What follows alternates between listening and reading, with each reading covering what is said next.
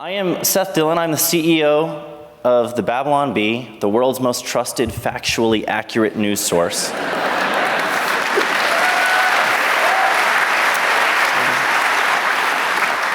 Some of you have heard of it. Our tagline is "Fake news you can trust." And you may be shocked to hear this. I was shocked when I found this out myself, but we have, at this point, surpassed The Onion, which some of you may have heard of, in traffic and engagement. So we're now the world's most popular satire site. And this is the really crazy thing. Let this sink in for a second. The world's most popular satire site is a Christian satire site. How did they let that happen?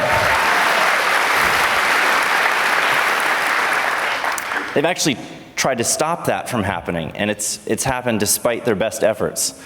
Some of those efforts I'm going to talk about a little bit. You're going to hear something interesting. While we were sitting back there before I came out, there was reference to me coming out and teaching, and I don't think teaching is the right word for what I'm going to be doing. I don't know. You guys can be the judge of that. But you will hear a moral case for mockery, and I don't know that you've ever heard that before. So this might be new for some of you.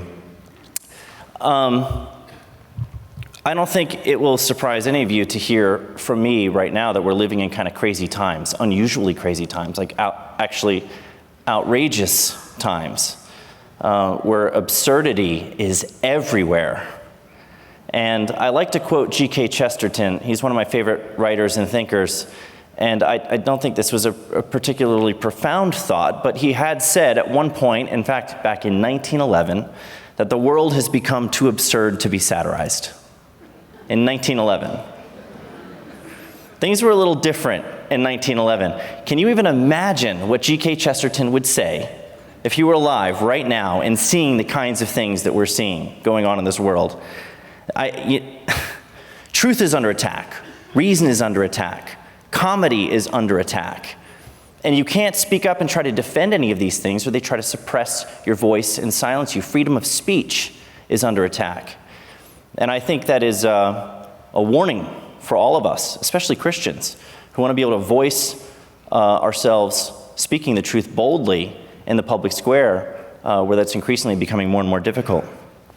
Some of the examples I think that Chesterton might be shocked by if he were to hear this stuff. I mean, this is a weird one, but a study at Stanford found that students were more likely to wear masks on bikes than helmets.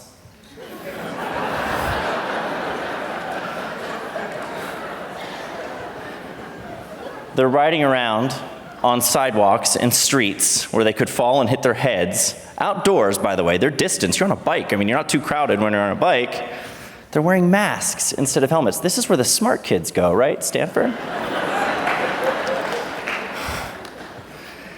COVID really drew out the insanity, and somehow it's not behind us yet at this point.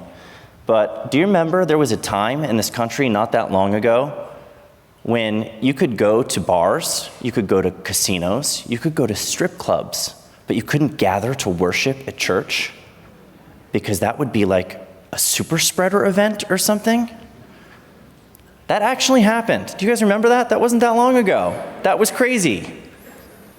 There was actually one church that got really creative and got around that. There was a church in Nevada that was not allowed to hold services. So you know what they did? They went to a casino and they prayed and worshiped in a casino as a group.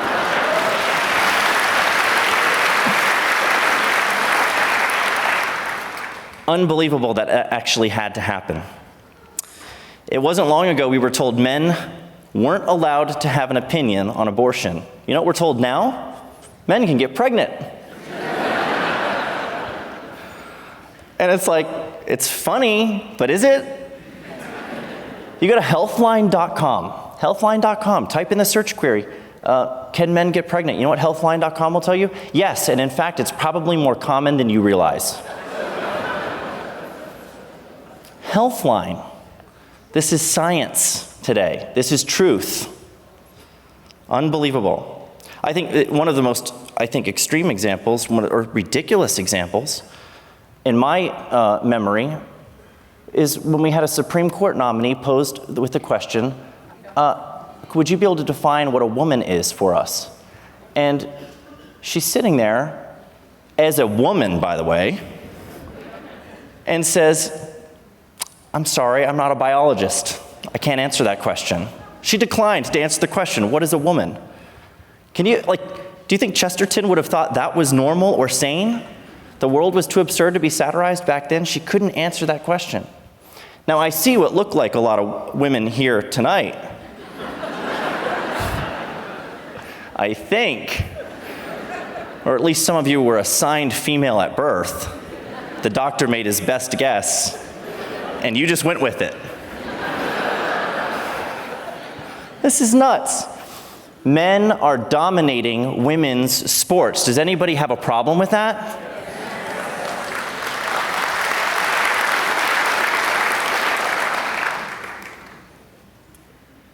Men are being named Woman of the Year. I'm going to come back to that one actually, because we got in a little bit of trouble for doing a joke about a man who was named Woman of the Year. This one actually makes me angry. It's not funny. Drag shows for kids are everywhere, and if you call it grooming, you'll get banned permanently on all of the major social platforms. Kind of makes me angry. I have 2 young kids, you know? I don't even want to laugh at that one. But this is actually one of the ways that, well, the truth is under attack in all of these examples, right? But comedy is under attack too, because we're trying our best to exaggerate the truth, to do satirical jokes, and the world is so absurd, it's basically a parody of itself. So it makes our job kind of challenging. And what ends up happening is our writers have to work harder and then they demand more money. You just got a paycheck a month ago. Why do you need another one? They want more money, they're working harder, it's a lot harder to do their job, and their jokes keep coming true. Have any of you seen...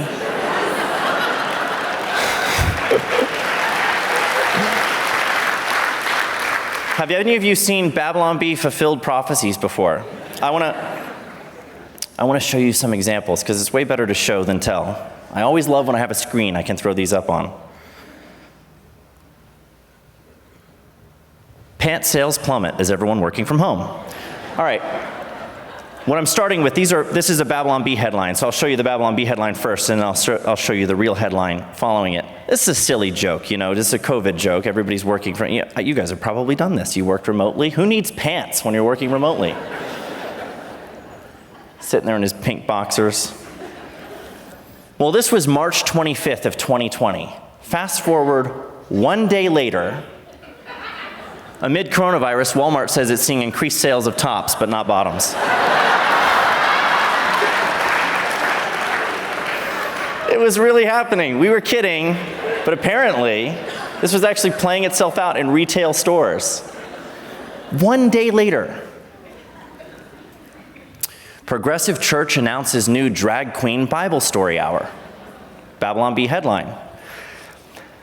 We were thinking with this one, you know, when I say satire, the project of satire is to exaggerate the truth to make a point. Well, we were starting to see all of these drag queen story hours happening in libraries, and we're like, well, what would be even worse than that? Well, what if they did it in a church? Okay, so it started as a joke, and apparently someone read our website, got the idea, and threw a drag Bible study class for children, no less, at a woke Chicago church. The pastor decided to host a children's Bible study class while in drag. Can you believe that? Why, by the way? How does that do anything but distract from a Bible study? The reading, the story hour too, I don't understand. If you want kids to be paying attention to the story, why are you putting a distracting person in front of them? You know, what's the purpose? How does it add to the story hour? I don't know. I don't get it. Gavin Newsom named U-Haul Salesperson of the Year.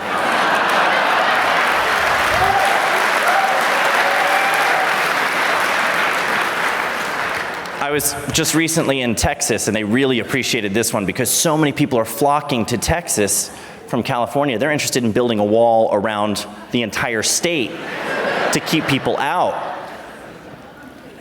But this was September 15th of 2021, and if you fast forward a little bit to January 7th of 2022, Californians fleeing for Texas so fast, U-Haul runs out of trucks for them.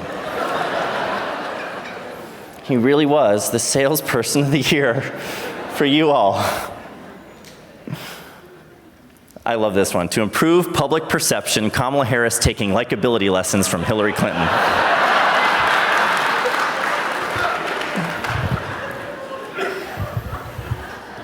It's funny because that's the last person you would take likability lessons from, right? There's no way that would ever happen. White House asked Hillary staffers how to make Kamala more likable. It's even, look at the pictures too, like how similar the pictures, this is how we did it, this is how they did it. Cackling Kamala there. I think there was a month difference. Yeah, this was July, and then this happened in August. So 1 month to the fulfillment of this prophecy. You know, Shakespeare actually wrote in King Lear, jesters do oft prove prophets. We're finding that is the case in really weird ways. This is one of my all-time favorites. Trump, I have done more for Christianity than Jesus.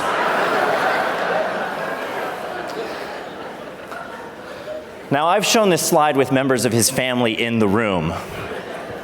And they thought it was funny. This is a joke, you know, it's outlandish personality with Trump. He says some crazy things sometimes. He does have an ego, this guy. And I could see him saying that. Apparently other people could too, because this went crazy viral. There were reporters who worked for the New York Times who shared this believing it was true. So next thing you know, Snopes fact checks it and rates it false. Fact check a joke, okay, we gotta make everybody know that this is not harmful misinformation, this is just a joke. But fast forward just a little bit, Trump is currently calling into Flashpoint, a prophecy-focused conservative talk show on Kenneth Copeland's Victory Channel. Nobody has done more for Christianity or for evangelicals or for religion itself than I have. He took it a step further. He went to religion itself, all the world's religions, not just Christianity. So now my question is, what is Snopes supposed to do? Because they've already rated this false. They need a new category for jokes that might come true down the road or have now come true down the road. Prophecy fulfilled needs to be a new category on the Snopes website. But this is the interesting thing. It's one of the chief criticisms that we get from people. And I don't understand this criticism. I don't know how, you know, if you guys spend a lot of time watching comedy shows or going to stand-up comedy or whatever. But the criticism is that our jokes are too believable. You know, we're doing something wrong. We must be deliberately trying to mislead all of you by making these jokes so believable. And it's the weirdest criticism of comedy to me. Jokes are funny because of their proximity to the truth, not their distance from it, right? I mean, everybody here has heard the saying, it's funny because it's true. It's funny because it's true. If you divorce a joke from reality so far that no one could possibly believe it, then it's not going to be funny and it's not going to make a point. So I think it's kind of a weird and silly criticism of us. You know, it's funny because it's true, and that's also why attacks on comedy are attacks on the truth. Because there is a grain of truth to the jokes that we're making, not just us, but comedians in general. The reason we laugh, we throw our heads back and we laugh at comedians is because they're saying something that resonates. They're saying something true. Attacks on comedy are attacks on truth itself in many ways. Now, I don't like getting fact-checked. I don't like having my jokes rated false. I don't think they have a truth rating, but they have truth to them. Now, there's another thing that's being done, which I think is really, this is actually much more harmful. But there's a way that they're coming after comedy and speech in general, but comedy I'll focus on because it affects us so directly. But they're making all these rules about what you can and can't joke about. They're creating rules about what you can and can't joke about. And a lot of comedians are playing along, by the way. There's a lot of comedians who are like refusing to make jokes that could potentially get them canceled or suspended. Others, fortunately, are being bold. But they have you basically tiptoeing through a minefield, trying not to step on one of these mines.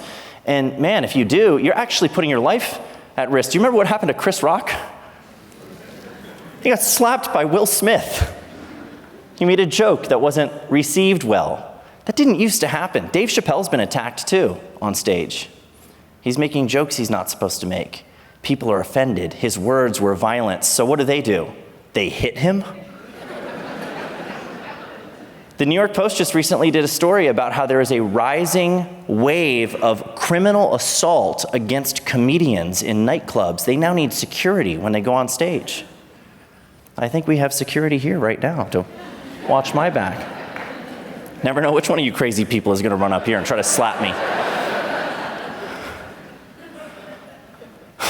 It's insane.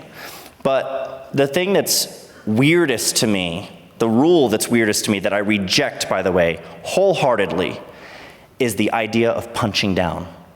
Comedians are not supposed to punch down. You're not allowed to punch down.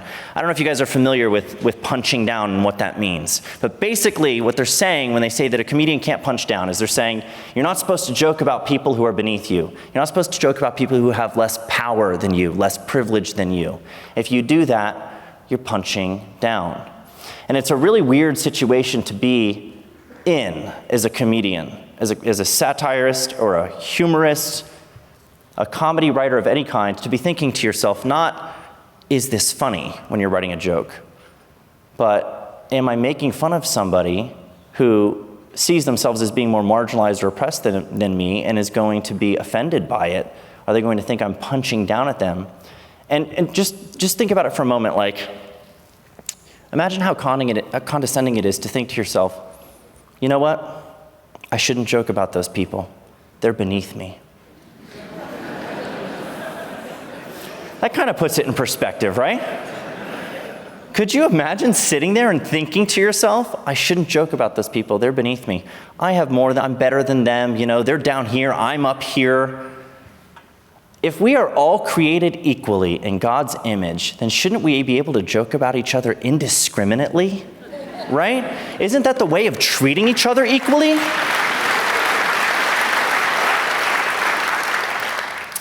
If I were to make a joke about women, I'd be punching down because men supposedly have more power and privilege than women in our society. Well, I would only be reinforcing that if I acted like I couldn't make jokes about women because they're beneath me. I'm reinforcing that idea. If I joke about them, I'm treating them equally. So I will. I'll continue to joke about you throughout the night. And you will like it and not slap me. You guys may not know this. We have not tweeted since March. And the reason we haven't tweeted since March is because we punched down. I don't agree that we punched down, but we did allegedly punch down. I want to show you the real story that we did a joke about first. I'll show you the real story, then I'll show you our joke. This is why we're locked in Twitter jail since March right now. USA Today names transgender Biden official as one of its Women of the Year. Beautiful woman here.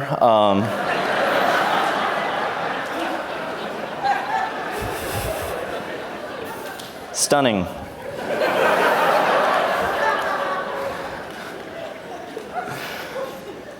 So we did this joke. Babylon Bee's Man of the Year is Rachel Levine.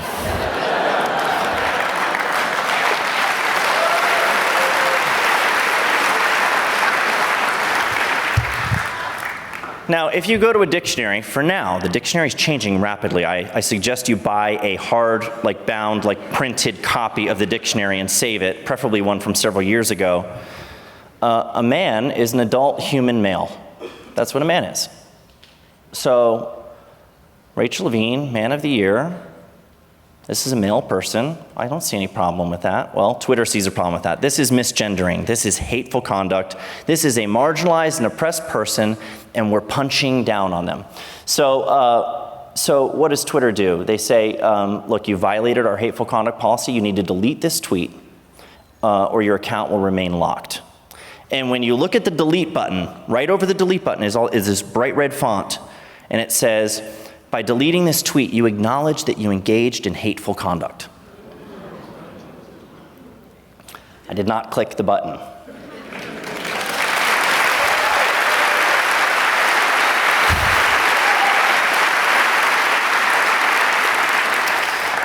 Back to what I was saying a moment ago, there's a grain of truth in these jokes, right? Now, we did not actually name Rachel Levine Man of the Year because we don't assign awards like Man of the Year. This is satire, right?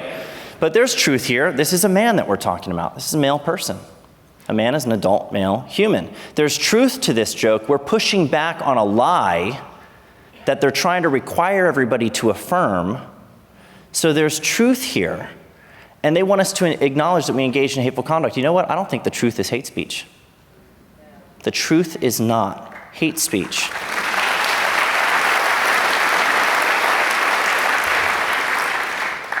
So we had a decision to make. We're like, we have to make a decision about whether or not we're going to delete this joke and acknowledge that we engaged in hate speech. And within about 5 minutes, we deliberated on it and we decided, no, we're not going to, come what may.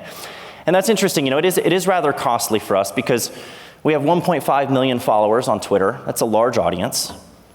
And Twitter's where meaningful conversations happen. Twitter's where a lot of public, yeah. There's a lot of nonsense that happens on Twitter, I know. But this is where public officials are talking to the public. This is where a lot of celebrities communicate with their followings. There's tremendous amounts of public discourse that takes place on these platforms. And to be sidelined from that and the connections that we get through that, we were being retweeted by the president, we're retweeted by Congress people, we're retweeted by Elon Musk.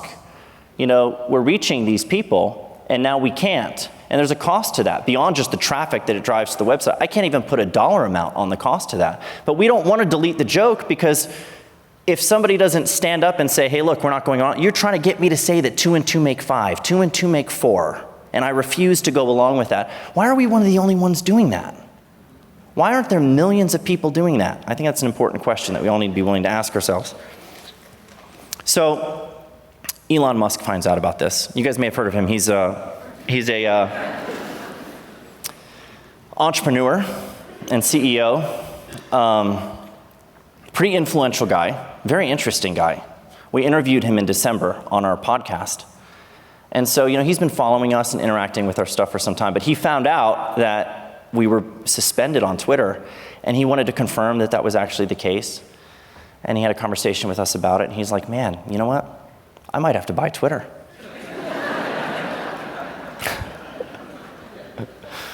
Then he goes and makes a bid to buy Twitter. I did not expect that. And I don't take full credit for that, by the way. I think that, Elon is concerned about free speech. He's concerned about the suppression of free speech and what that means. And he's not concerned about it from a Christian perspective. He's not concerned about the religious liberty, the rights that come with being able to exercise your religious freedom. He's primarily concerned about it from a standpoint of he thinks that it's dangerous and harmful to have people in power being the arbiters of what can and can't be said in the public square. He doesn't think that should be the case. He thinks free speech should be restored there. And he really pushes back hard on wokeness and the dangers of wokeness. I don't know if many of you have seen the interview that we did with him back in December, but he said, when I asked him why he thought wokeness was so bad, he said, wokeness is divisive, it's exclusionary, it's hateful. It gives mean people an excuse to be cruel while armored in false virtue. I mean, how good is that? And then he turned to us and he looked at us and he goes, I don't know, what do you guys think? I couldn't have said it better than that. I think he's got a point. But he understands the importance of speech, and he reached out to us specifically because of this joke, this that got us in trouble. It's taking a stand for these things, taking a stand for the truth, not just comedy, but for the truth that's underlying the comedy, that the comedy is riding on the back of. Taking a stand for that gets the attention sometimes of some people in positions of power and influence who might come to your aid. I don't know if this deal is going to go through or not. I don't know what is ultimately going to be the result here, but we have emboldened, I think, some other people, and we have brought a lot of attention to this issue, and hopefully there's an outcome that we can be happy with. But the point here is that they do not actually have a problem with hate speech. They don't. They just hate speech.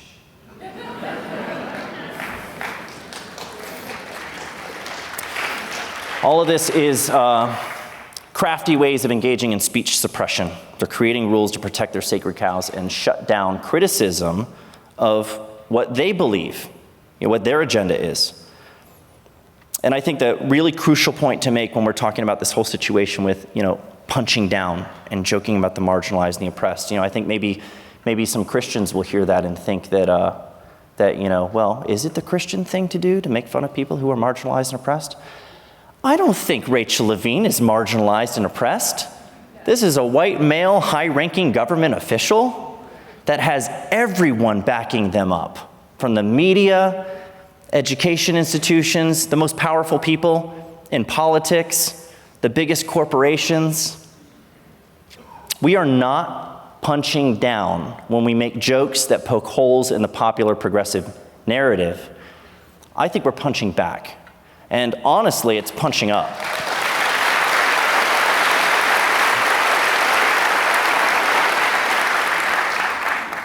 It's punching up by definition. These things come from the top down. They're being pushed on us from the top down. These are not popular ideas, by the way. You poll most people, and these are not popular ideas. The idea that there's such a thing as a transgender 3-year-old, is that a popular idea? But I can't make fun of that idea, that bad idea. I can't mock that bad idea without it being punching down. Why? That idea is coming from the top down. It's not from the bottom up. It's not popular with the common people. So I think we're punching back, we're punching up, if anything. And you can really tell who holds the power. It's very true. I don't know who said it originally. This quote gets attributed to a bunch of different people, but you can tell who holds the power in a society based on who you're allowed to criticize and who you're not allowed to criticize, who you're allowed to joke about, who you're not allowed to joke about. People in positions of power tend to be very touchy, and they want to shut up the people who are joking about them. If you have both the will and the power to punish and silence and cancel anyone who so much as makes fun of you, are you marginalized and oppressed? I don't think so. I think you're the oppressor. That's scary power. They have scary power. It reminds me some of the scene in, maybe it's been a while since some of you have seen this, but The Dark Knight Rises, that Batman movie. Remember with Bane? There's a scene in that movie where someone, some wealthy political figure who Bane is supposedly working for. So this guy's supposed to be in charge, right? This guy dismisses somebody from the room, and Bane tells the guy, no, you stay. And this rich political guy, I don't remember the character's name, turns to Bane and he says, what are you doing? He's not going to listen to you. I'm in charge. And Bane, who's huge, like me. Why are you laughing? I work out. Bane, who's big and strong and attractive like me, puts his hand on this guy's neck, like right next to his head. And he goes, do you feel in charge? Do you remember that scene? It's a great scene. Then he snaps his neck and kills him. That was a great Bane impression, by the way. Please clap.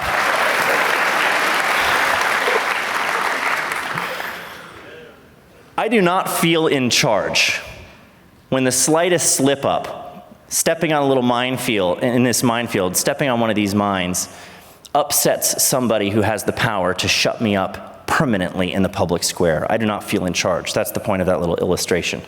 And so I just think it's exactly the opposite of what they're telling you that it is. It's complete projection. It's total projection. They're doing what they're accusing us of doing. They're doing what they're saying is the problem. They are, in fact, wielding tremendous amounts of power and silencing and censoring anybody who challenges that power. And it's the comedian's job to challenge that power. I think the comedian's job is to tell the truth, like I've said.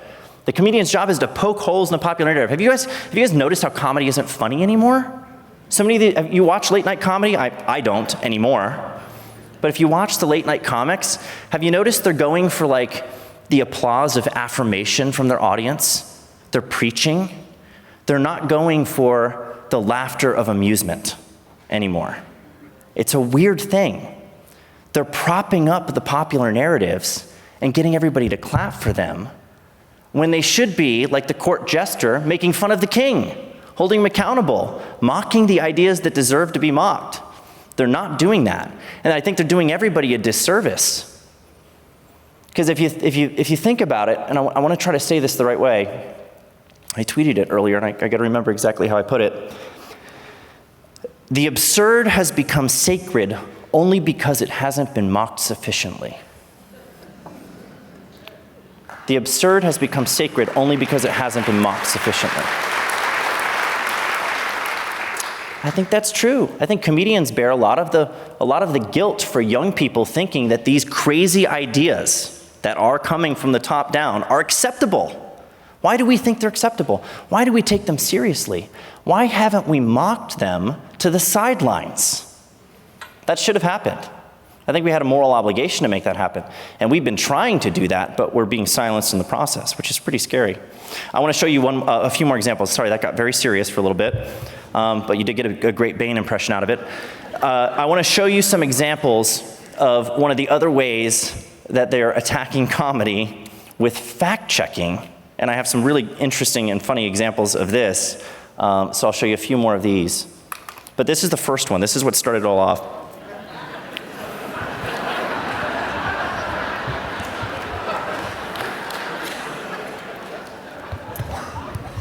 CNN purchases industrial-sized washing machine to spin the news before publication.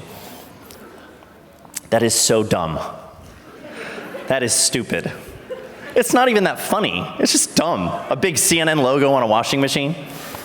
That is so obviously not true, okay? Snopes fact-checked this joke and rated it false. Facebook then sent us a message and said that if you continue to publish fake news, false news on our platform, we're going to kick you off and demonetize your page. And we're like, wait a minute, this joke? I actually reached out to Snopes. I had an email dialogue with the president of Snopes about this joke back in 2018.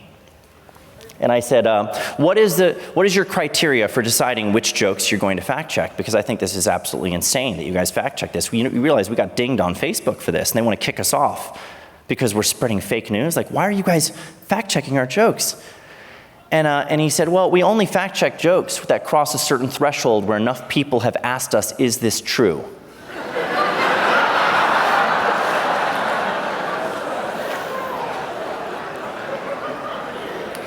My reply was simple. I said, show me one person who emailed you asking.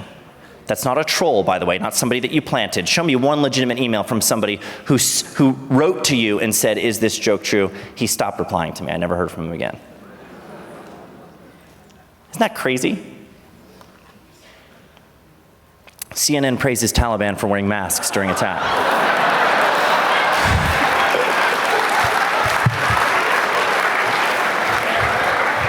I like the chyron here at the bottom. Taliban fighters responsibly wearing masks. It's covering their nose and mouth.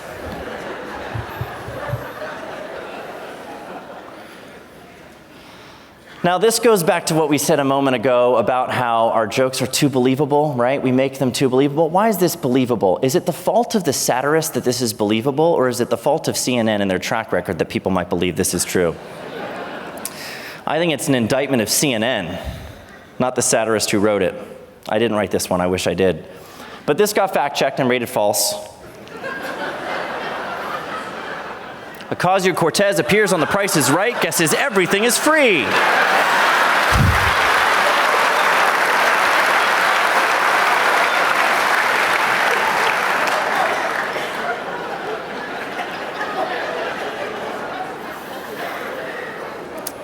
That one's believable.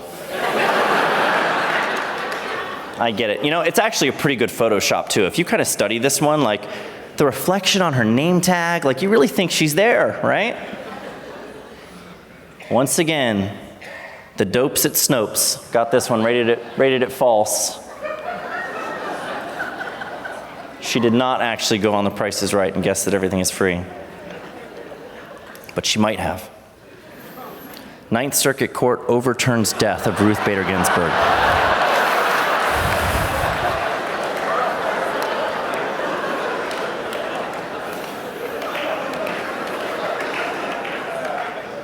All right, I have questions.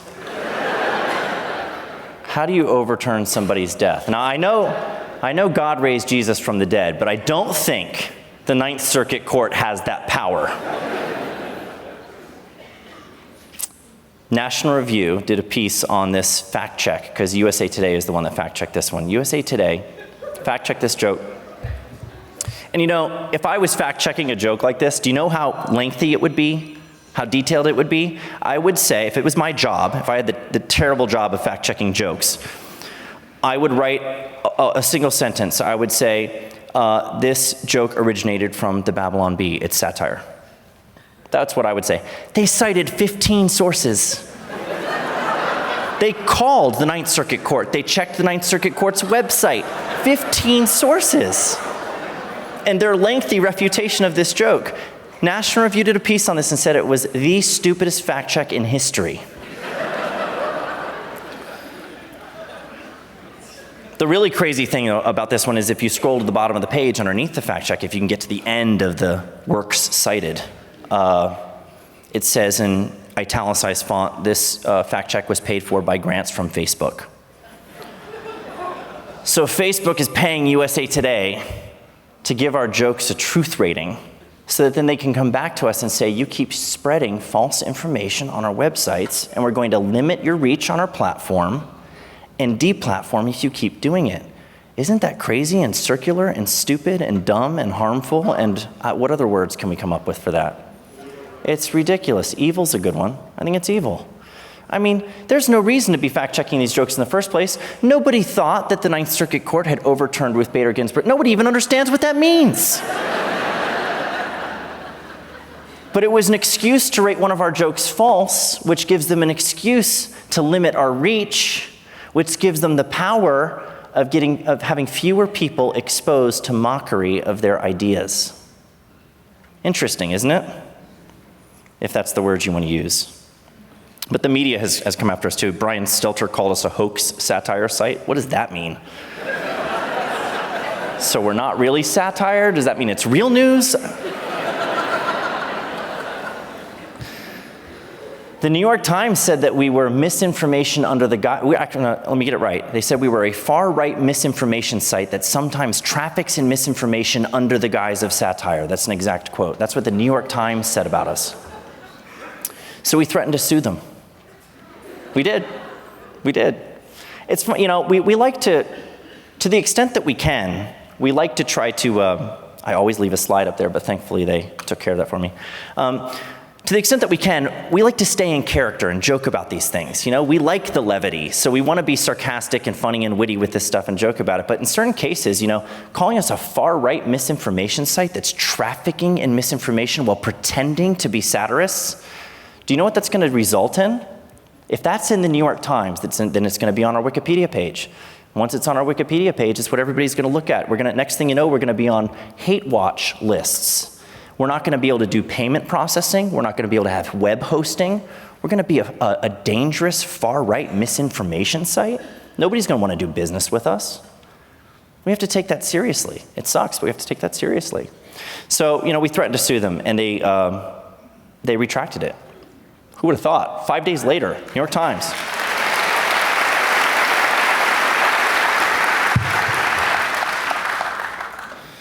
So why do they attack comedy? I'll tell you why. Well, actually, I'll let Chesterton tell you why. Humor can get in under the door while seriousness is still fumbling at the handle. How good is that? Humor is effective. It's a vehicle for truth delivery. It's disarming. You can talk about the most controversial subject in the world, but if you wrap your message in the package of humor, it's more easily delivered and received than anything else. It's way better as a communication tool for getting the truth across to somebody than arguing with them until you're blue in the face or until they block you. It's very effective. It's one of the reasons why they're coming after it, I think, why they're trying to attack it. And they're using all these creative ways to do it. When they talk about content moderation, you hear that term a lot, content moderation, that's a euphemism for censorship. When they talk about misinformation, they're trying to crack down on misinformation. Misinformation is opinions they don't like. That's what it is. Hate speech, well, there really is hate speech that people engage in, sure. They say hateful things all the time about people, specifically targeting them for their identity or, their race, their creed, whatever. But the word has become so diluted now because they throw it at everybody. Everybody's a bigot. Everybody that they disagree with is engaging in hate speech. It's literally just a word that they use to smear anyone they disagree with. So we can't let them get away with just calling it content moderation. This goes way beyond content moderation. Twitter is not taking down lewd and indecent content. That's there. You will find it. What they're taking down is stuff that's either funny or true or both. They will not take down what's lewd and indeed. They will not take down video of a drag queen performing for children, but they will take down our jokes. Is that objective content moderation? I don't think so. But one thing that we shouldn't do, that we should never do when we're accused of hate speech or misinformation, when we're simply trying to make a point with a joke, is apologize. Please never apologize to the cancel mob. Do you know what that does? You know what happens when you apologize to the cancel mob? You feed it, and it gets bigger and stronger. Starve it. Starve the cancel mob. Do not apologize to it. You can apologize. Thank you.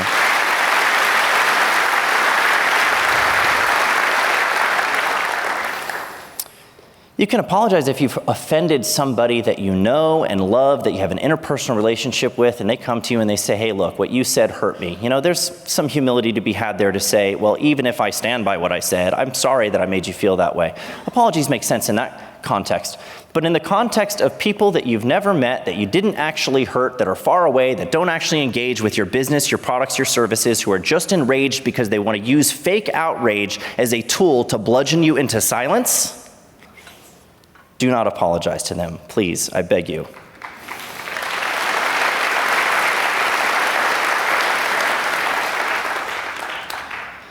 When you censor yourself, you do the tyrant's work for him. So never censor yourself. It makes it much easier for them. Make them ban you. Make them silence you. Don't do the tyrant's work for him. I would like to see, you know, when people ask how they can be supportive, I would like to see a lot of people stand up. I would like to see millions of people get banned. Make them ban themselves into irrelevance because they're banning so many people. They'll have to stop. It's only when we're standing up one at a time as little outliers that we're easy to silence. So, you know, how do we respond in the face of these attacks? Are we discouraged? That's really probably the most common question that I get. No, I'm not discouraged. Are you kidding me? Do you know what would discourage me more than anything else is if the New York Times liked us. When you're taking flack, you're over the target. It means you're doing something right.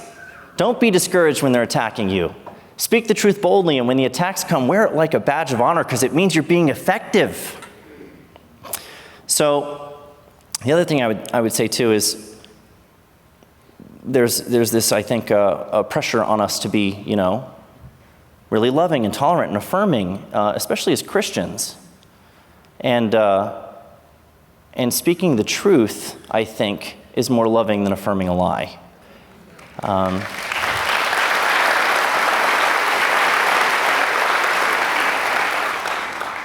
Sometimes the truth hurts. Sometimes the truth's divisive. Sometimes it's very offensive. But it's always more loving than lying to somebody or affirming lies that actually do real-world harm to other people when they become popularly believed and pervasive and permeate our society. So, why do we need humor and satire? Why are they important? How am I on time, by the way? Is anybody tracking that? I don't know if we have that. Keep going.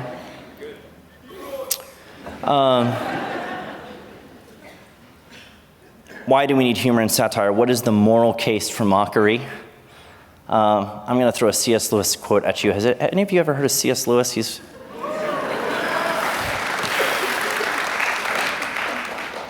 my favorite author. And I've quoted Chesterton twice, so I have to get a Lewis quote in there. He said, "Good philosophy must exist if for no other reason because bad philosophy needs to be answered." Good philosophy must exist if for no other reason because bad philosophy needs to be answered. Satire is necessary for exactly the same reason. Satire ridicules bad ideas. And I think there's a moral good to ridiculing bad ideas before they can take root in people's minds and hearts, especially in the minds and hearts of young people who are susceptible to them, who don't have the philosophical or theological foundations under them to insulate them and protect them against those bad ideas.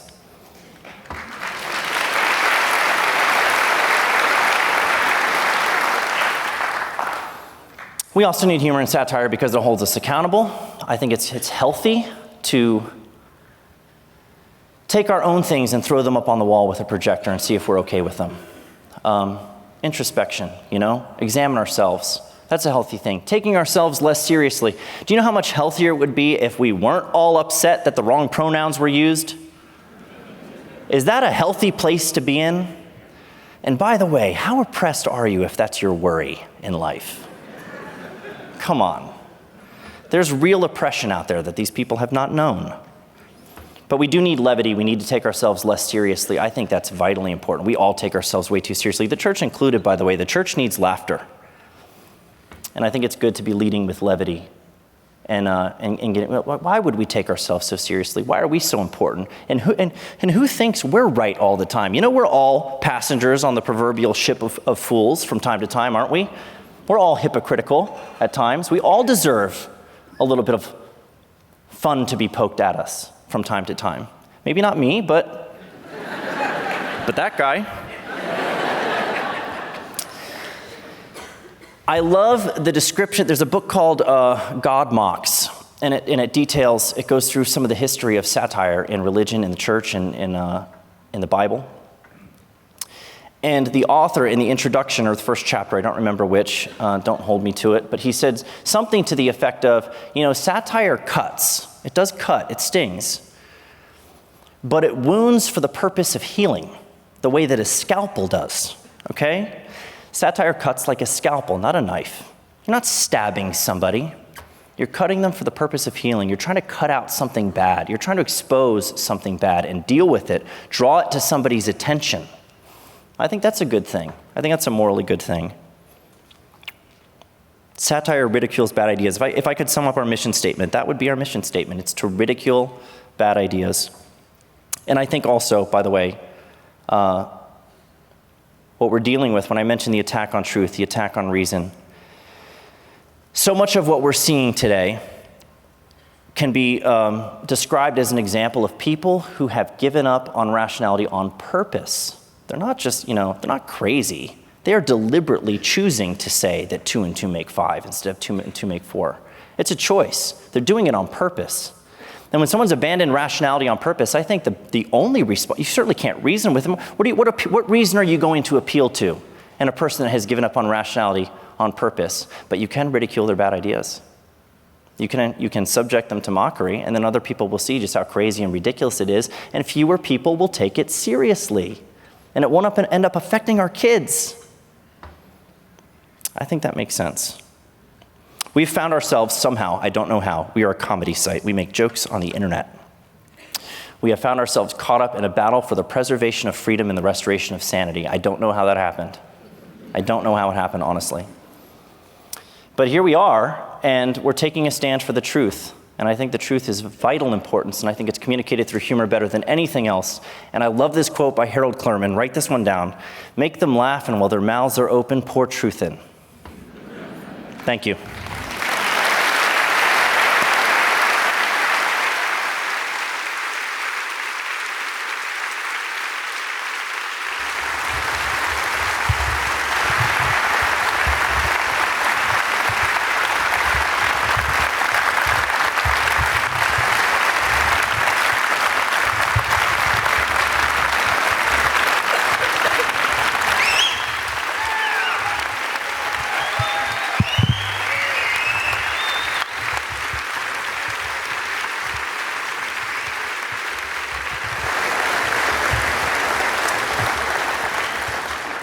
Well, I think they like you. We are going to take the next half an hour to answer some of your questions on cancel culture. And so Seth and I are just going to take a quick seat, and I've already have some questions for you, Seth, and if we could just get this pulpit out of the way, that would be great. You can text your questions in now to 703-844-9969, and the number there is on the back wall. 703-844-9969. And we're just going to spend the next half hour again asking Seth some questions on cancel culture, and feel free to send in personal questions as well, applying to your direct situation. But I'll just start us off. We kind of want to get to know you, a little bit more about you, Seth. What's been your faith journey? How did you come to know the Lord? And how did you come upon the Babylon Bee? Well, I had the great fortune of being a pastor's kid. So They're I guess I dangerous. didn't mention that earlier. I didn't mention my pronouns or that. I grew up in the church, so I had very sound biblical doctrine. I actually have some of my old church family with me here today, which is cool to see. So they can vouch for the truth of it. My dad really is a pastor, right? A pretty good one. So, I've been a Christian since I was a child. I was baptized as a child, and obviously, I probably went through that, especially in my teen years, the converting all over again, and praying the sinner's prayer over. Am I really saved? I did that a few times. I couldn't pinpoint the time I finally got it right.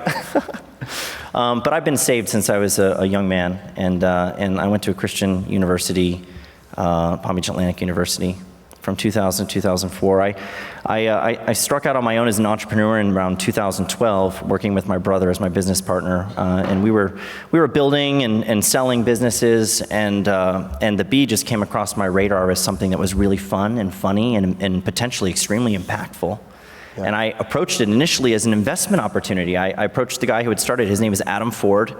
He's a brilliant guy. He had a Christian comic thing that he was doing online for a while that developed an audience, and then he launched the Bee in 2016. It went viral almost immediately. It got on my radar pretty quickly because it was shared a lot in church circles. And I offered to invest in it in 2018, and he said, no, I want to sell it, and I ended up working out a deal with him to take it over. So that's the short version of that story. I love, how basically your message is, listen, even within the church, we can take ourselves too seriously.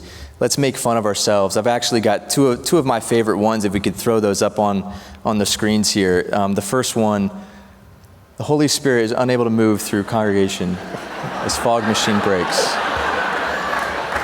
See, this is just fun stuff. So the story behind this one, actually, I didn't know that you were going to throw these up there, but this was submitted to us by a construction worker named Kyle Mann the week the website launched. Okay.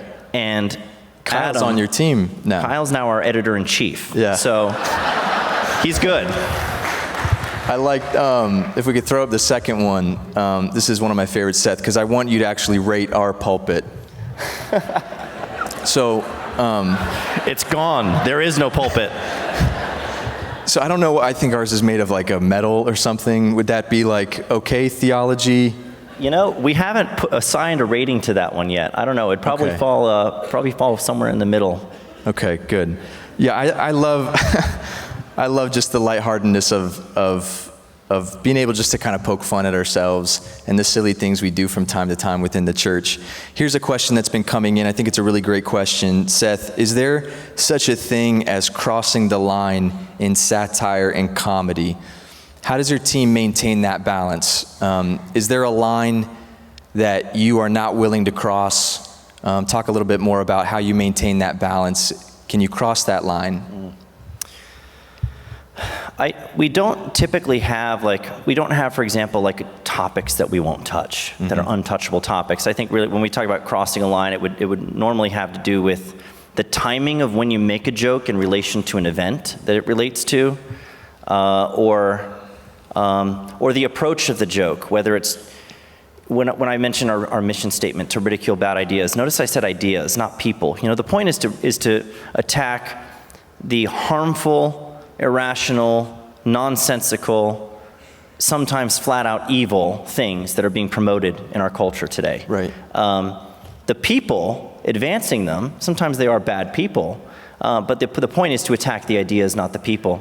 I think that you can cross the line sometimes if you get too mean-spirited and going after the person instead of the ideas that they're advancing. I think that that's absolutely possible, especially from a Christian perspective. I mean, if you're not a Christian satirist, then what do you care? Seth, the question that's come in is, why do you stay on social media platforms that tend to be hostile toward you?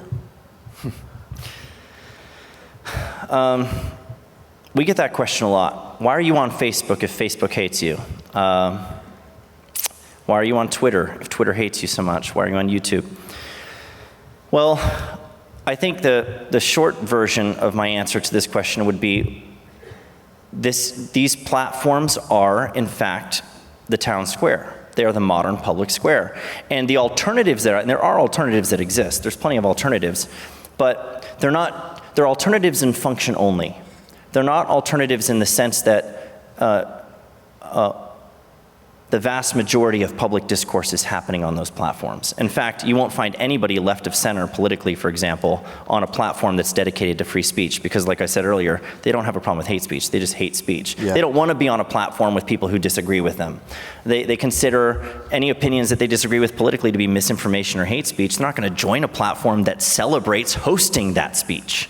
So you're never going to have one of these alternatives turn into what these primary platforms already are, which is the modern public square. And so if the answer to the question, do we have free speech in the modern public square, is no on these platforms, then something needs to change there. We shouldn't be leaving them voluntarily. I don't think that's the answer. I don't think censoring ourselves or sidelining ourselves from these discussions is the solution to these problems. I think insisting that we have a right to be there, if this is in fact the public square, then the First Amendment should be honored on these platforms. Yeah, could you, Seth, just pour some wisdom into us regarding the potential in being canceled? There's a question that's coming in, and several questions similar to this. Can you help me navigate where I am at my job in trying to find a balance between being bold for the truth and yet I don't want to be fired. I'd rather keep my job.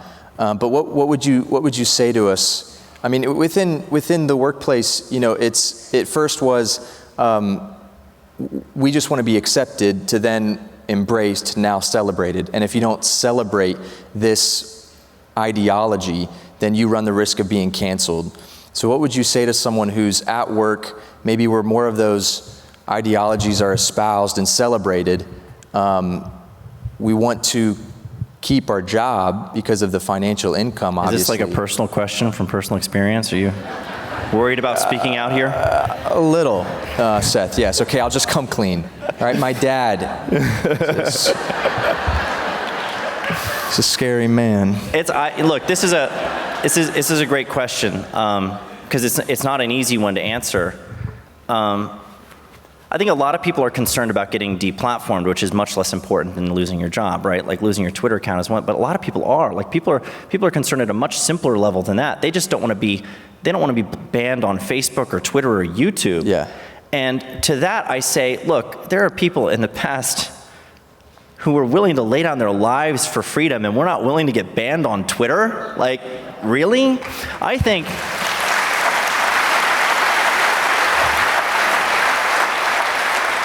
I've said it before and I'll say it again. The greatest accomplishment on Twitter is not going viral. It's not building a following. It's not getting the blue check, verified, whatever that you get as being a public figure. It's getting banned for saying something true. That's the greatest accomplishment on Twitter. So I don't think people should be afraid of that. Losing your access to the public square is costly, sure, but I think that if more people get banned for speaking boldly rather than staying quiet to stay on the platforms, we might actually make some progress in dealing with these problems, because we'll have a lot of people standing up together, not as outliers. And the same thing goes at work. I think that, if you're working for a company where if you speak the truth boldly, you're likely to get fired, do you know why that's the case? It's because the other 300 people who also work at your company who agree with you are also silent just like you. That's why. What if you all said the same thing? What if you all agreed with you? Are they going to fire 300 of you? No. So it starts at the individual level. People have to be willing to put something on the line for their right to speak freely and speak the truth. And unless and until people are willing to do that in large numbers, there's going to be little outliers here and there that pop up and get fired and get banned. So I don't think that the answer is to try to tread really carefully. I think that people have to be willing to put something on the line. I know that's a tough answer to hear, because I got a wife, I got kids, I got bills to pay. I don't want to lose my job. You don't want to lose your freedom either. That's good. Seth, this is a good question. What do you say to critics who think that your satire is too divisive or harsh? Some would say we need to be more tolerant. Lost. Okay.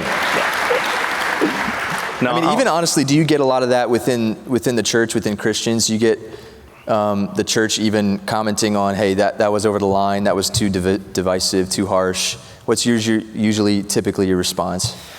Oh, it's a tough one because it's hard to know where that's coming from, because a lot of people will tell you that you're being too divisive, and the reason they're telling you that is just because they want you to go away and not say things that make them uncomfortable or challenge their views. That's really what's behind a lot of people saying that. Yeah. Sometimes it comes from a genuine place of concern for others and saying, hey, look, I think that your jokes are harsh and harmful. Honestly, I do, and I'm concerned for other people or whatever. And ultimately, look, again, it comes down to the fact that I think the truth can be very divisive. I think and the truth is offensive. And we need to get out of, honestly, let's grow up a little bit. I'm sorry, but this safe space mentality that everybody wants to be in, where I don't like your jokes, you offended me, I need you to stop. Well, you can tune out if you'd like to. This is one of the things that's interesting about the social media platforms. All these efforts to cancel people, they're made by people who have at their disposal a mute button and a block button. They can mute and block the people that they don't want to hear from, and it doesn't take away their voice. Right. But when it comes to harshness of the jokes, I don't think that when you read the Babylon Bee, I don't think that any objective reading of the Babylon Bee I don't think that you could say objectively that we are mean-spirited and nasty and trying to hurt people. We are, in good faith as Christians, I think, trying to speak truth to the culture through humor, using humor to do it. So it's a good faith effort, and if people are going to, look, people were offended by the pulpit joke. People were offended by the baptismal water slide joke we did about one church. People people get offended by everything that we publish, and so we can't really dance around that too much. I would say that it's important for us to kind of grow up and not be. But one more thing about the safe spaces, especially with young people. I keep coming back to young people. This is an important point. We try to protect young people so much from getting their feelings hurt these days. Young people need to build resilience. More than anything else, they need to build resilience. Yeah. And you can't do that if you protect them and insulate them from jokes that might offend them or ideas that might, make them uncomfortable or challenge their preconceived ideas or whatever you taught them. You can't do that. There was actually a study that was done in New York not that long ago on the playgrounds in New York City. And they were trying to determine whether or not the playgrounds were too safe. That's an interesting thing to study, isn't it?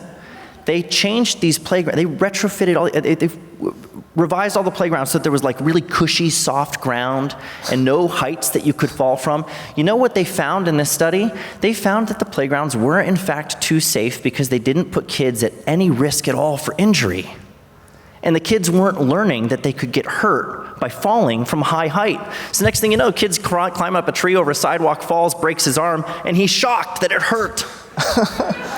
You do damage to kids when you teach them that they need to be kept safe. They build resilience through exposure. So I think that's true both physically and with ideas. That was kind of not an answer to your question, but... No, that's fine. But it was good. That was good. You're not doing a very good job anyways. Seth, speaking about canceling voices, we were talking a little bit a moment ago. You were canceled not too long ago at your alma mater, Palm Beach Atlantic University. Tell us why. Why? Well, okay, so I was invited to speak at the chapel at my alma mater, Palm Beach Atlantic, and a Twitter mob formed. I guess there were some students there that found out, they announced that I was going to be speaking there, and some of the students did not like that I was going to be coming there, so they got kind of loud. They started tagging the university on Twitter and saying, we can't let him come. We certainly can't let him in the chapel. The chapel's a sacred place. So the administration of the school decided, hey, you know what? We're going to change the format of the talk. Instead of you giving a speech now, we're going to do a Q&A that's moderated and controlled. I'm like, what are you afraid I'm going to say? And they were trying to get more control of the forum, I think, because they were afraid that people might protest or something like that. But then the mob kind of intensified and picked up a little bit more attention, and some emails started flooding into the administration, including the head of the chapel and all this stuff. And so I got an email notifying me that due to the chapel being a sacred place, I was no longer welcome to speak there.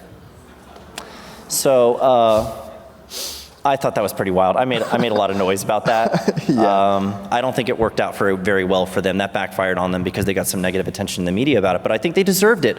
Christian institutions need to have a backbone. They had no backbone. They let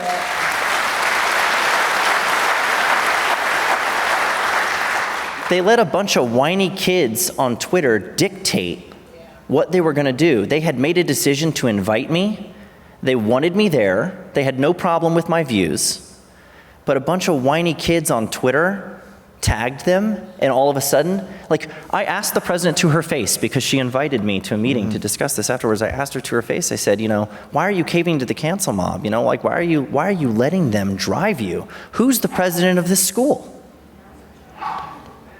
There wasn't a great answer to that. They offered me a free t-shirt to make me happy. I'm serious. Hey, this is a good question, Seth. How did the name Babylon Bee come about?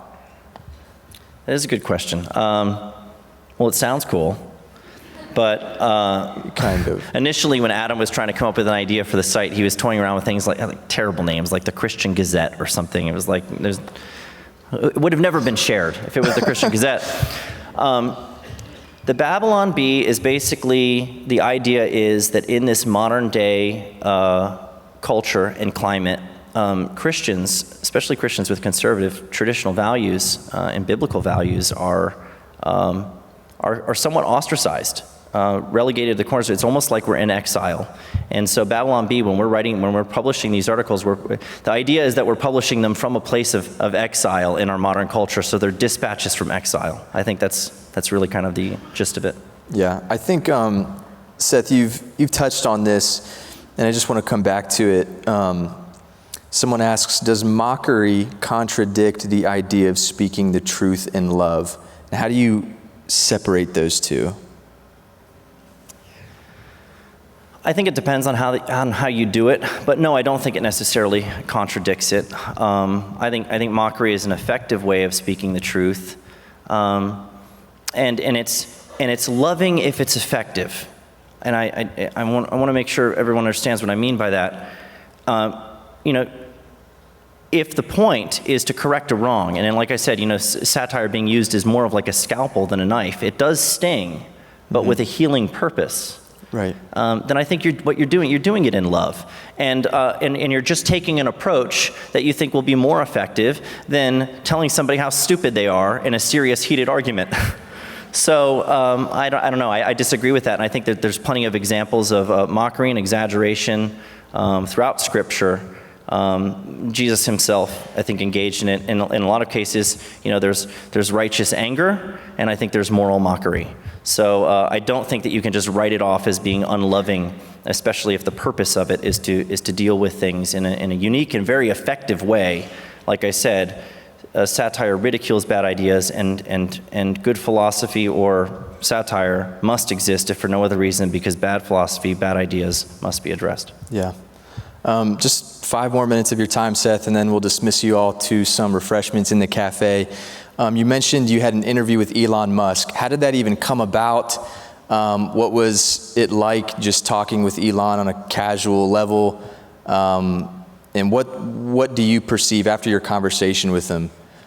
Because I watched the interview. If you haven't watched the interview, go watch it. But they ask him if he would accept Jesus Christ as his Lord and Savior, and the answer he gave was interesting. Yeah. But in talking with him, what do you perceive like his worldview is, and where he's at?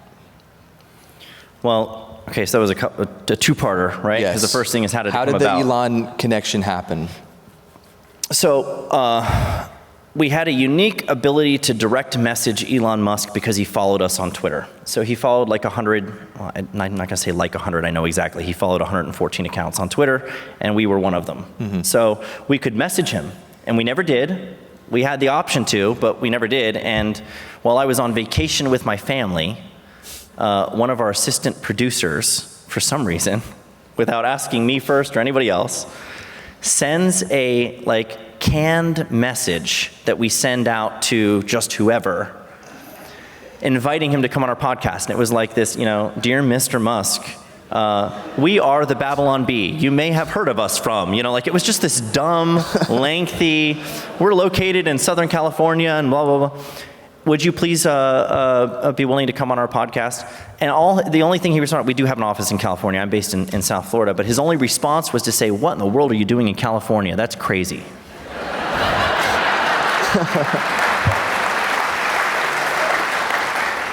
So Patrick, the assistant producer who was having this dialogue with him, messages me, texts me, and he goes, I have Elon Musk responding to me on Twitter. What do I do? He wants to know why we're in California. And so before I could respond, I'm on vacation with my family. Before I can respond, he's had some more dialogue with him, and he goes, well, the weather here is really nice. And Musk says, yeah, but it's the most expensive weather in the world. And I get his message, I log into Twitter, I see they're chatting about the weather, and I'm like, stop talking about the weather and get him on our podcast. So I messaged Musk and I said, we will leave California if you'll come on our podcast.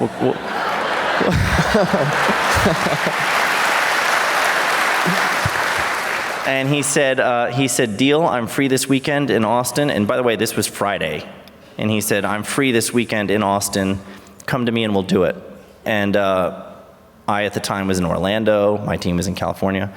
So I told the guys, I was like, we got to make this happen. So we booked flights. We booked a studio in Austin, Texas.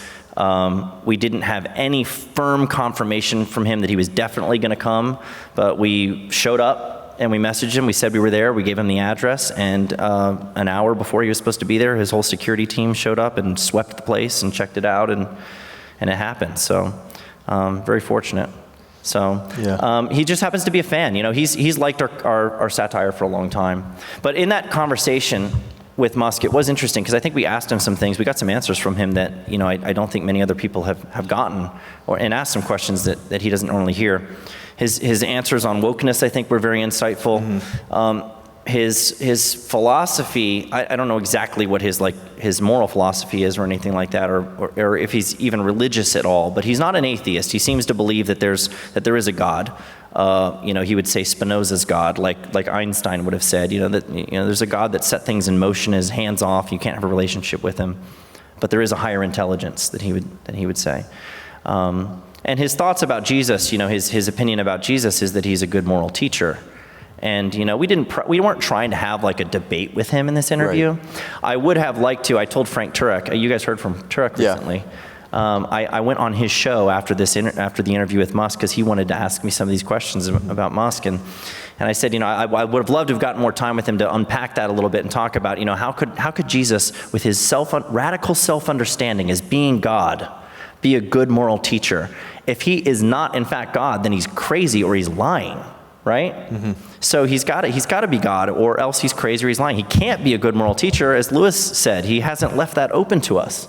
So that would be an interesting conversation I would love to have with Musk at some point. Yeah.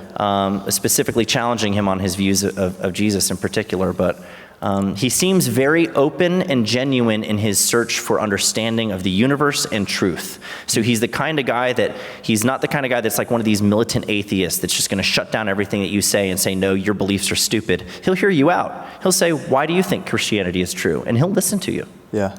Yeah, in the least, hopefully that conversation just planted a seed where he'd just be curious to maybe connect with you more. Yeah. All right, in our closing minutes here, where do you see the future of the Bee in 5-10 years?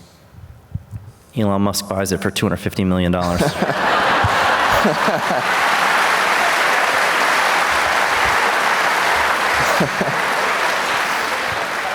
don't know. I have maybe. I have a pessimistic answer, but I'm more of an optimist. So I'll tell you that, if I was a pessimist, I would say, honestly, with the way things are heading, 2 hours before I came here, 2 hours before I stepped onto the stage, we got removed from the Google Play App Store. So, we're banned on Twitter. Our email service provider canned us. We're getting removed from the app stores. I mean, if I was pessimistic about all this, I would say in 5 years we'll be irrelevant. We won't have any platforms left that anyone is actually on. And who knows where we'll be as a business, or if we'll still even be in business. But I'm optimistic. I honestly think that the threat to speech is so real right now, and enough people see that. I do feel like there's momentum building towards an answer, and I don't know if the solution is going to come from, for example, the Supreme Court, issuing some kind of ruling on how Section 230 and the immunity provisions there and how they apply to these platforms has been interpreted by lower courts. I know Justice Thomas has been kind of chomping at the bit to address that issue. I don't know if the Supreme Court's going to deal with it or if the Congress is going to deal with it, if state legislatures are going to draft laws. There's a bunch of legislation out there. Texas has a bill that they tried to pass that would prohibit viewpoint discrimination. Florida has one. I think Tennessee has one. There's a bunch of bills at the state level that are going through that would preserve your right to say what you think on these platforms and not be discriminated against for your either your religious or your political views. And I'm hopeful that eventually something like that will prevail, because this is the town square. These platforms are the town square, so free speech needs to be preserved there. I know that these are private companies, because everyone will always say these are private companies, they can do whatever they want, right? Well, that's not always the case. There's common carrier doctrine that has applied to a lot of large corporations that handle, telecommunications, for example, like phone companies or mass transit, that prohibit discrimination. So, maybe the answer is to apply some of that precedent to these companies to make sure that we have the right to speak freely on these platforms. If that happens, the Babylon Bee can thrive. I think that, I'm optimistic that it will. One way or another, there will be an answer. Maybe Musk will buy Twitter after all and make Twitter a free speech platform. I don't know. You can't always count on the richest man in the world to bail you out. That was shocking that the process even got started. But I am hopeful, and I do have faith in people that they see what's going on and that there's going to be a continued and unrelenting effort to assert our right to speak freely in the public square. So I think ultimately the Bee will do well into the future and may possibly sell to Elon Musk for a minimum of $250 million. And I love that.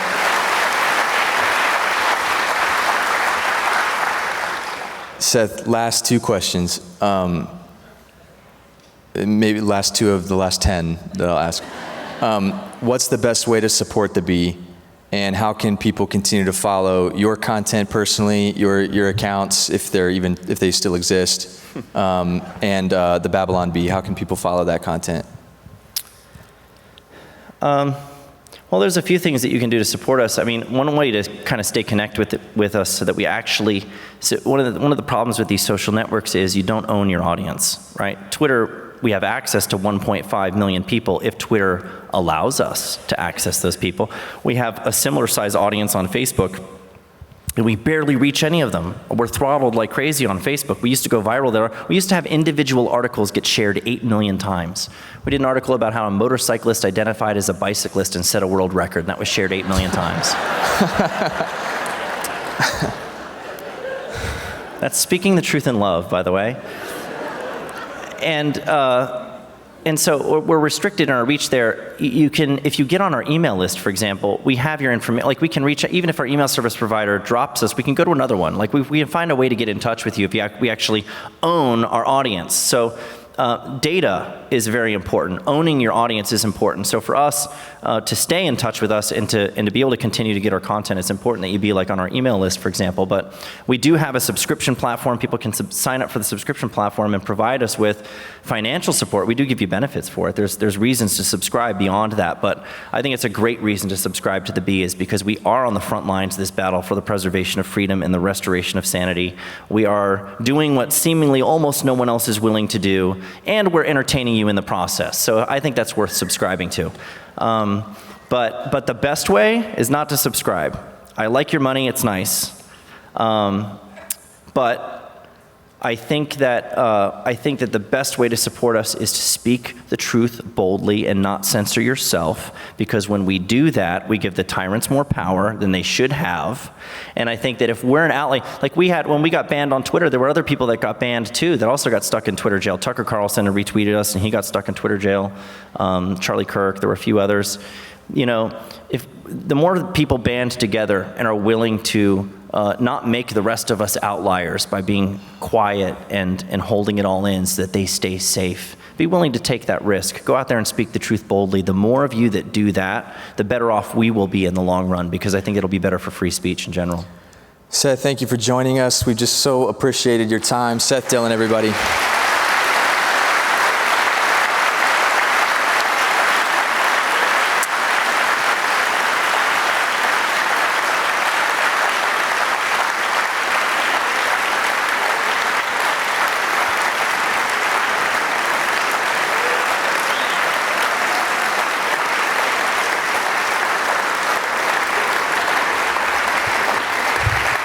We have refreshments, kettle corn in the cafe. Don't leave just yet. I want to end on a spiritual note. I want to pray for us. I want to send you off the way I typically send our young adults off, by saying, I love you. God loves you. He has a plan and a purpose for your life, and we're so glad that you came. Let me pray, and then you'll be dismissed. Heavenly Father, we thank you so much for being with us tonight. We thank you for Seth. We thank you for just his boldness to stand for truth in a culture that loves to worship moral relativism, where truth is not absolute. And so, Lord, we pray that you would help us to stand for truth, to be bold and courageous. Fill us full with your Holy Spirit, Lord. We can't do this on our own. Many of us work in environments that are hostile to our faith. I pray that you would help us to press on, to persevere, to speak the truth in love, to not take ourselves too seriously, but to take you seriously, Lord. So we love you. We worship you. We pray that you would protect Seth, the Babylon Bee, and Seth's family. We love you, God. We do this all for your glory. It's in Jesus' name we pray. And all God's people said, amen and amen.